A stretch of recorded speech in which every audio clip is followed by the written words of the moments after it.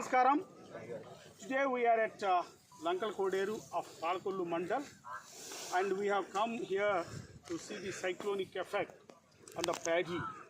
Yesterday the cyclone effect is very severe in some areas, and in some places is not that much. But you see, when the wind speed exceeds 70-80 kilometers, most of the paddy crop generally lodges, except in some varieties. See, for example, the Swarna, which is in few years back it is popular. Now it is has come to a third place.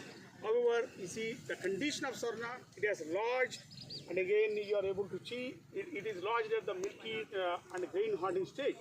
So if it lodges at that stage, the loss will be more than 50-75%.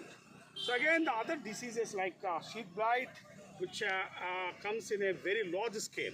So the farmers want non-lodging varieties with around 150 days duration, so that it matures after the cessation of the southwest and monsoon, and again the crop should come to harvest by the third week of November.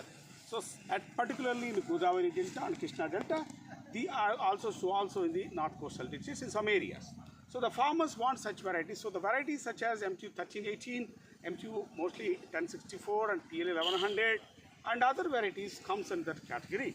So this, to replace Swarna, we have given from Maruti Research Station the MTU 1318, which is characterized by 150 to 55 days and almost non-lodging, having BLB, BPH resistance, coupled with the medium standard grain and having by virtue of the strong culm, it is almost withstand the cyclone up to 70 to 80 kilometers. But again, it also sometimes lodges at some maturity stage by virtue of higher nitrogen.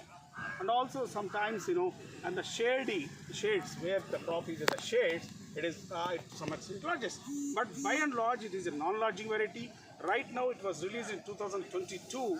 It is replacing the other varieties in Krishna and Godavari Delta to an extent of almost 6 lakh acres is there. So such varieties are highly desired for, particularly in Kharif season in Godavari and other deltas, where the cyclones and pest load and other the damage through floods generally occurs. So such varieties we are promoting, and the government led by our Honorable Chief Minister and also Agriculture Minister, Secretary Agriculture and Commissioner, they are very particularly in promoting the fine grain varieties with the non-lodging nature suitable for different agroclimatic zones, particularly in Kharif as well as Rabi, so that the variety which is being produced are being consumed by the consumer, and so it should be farmer, producer and miller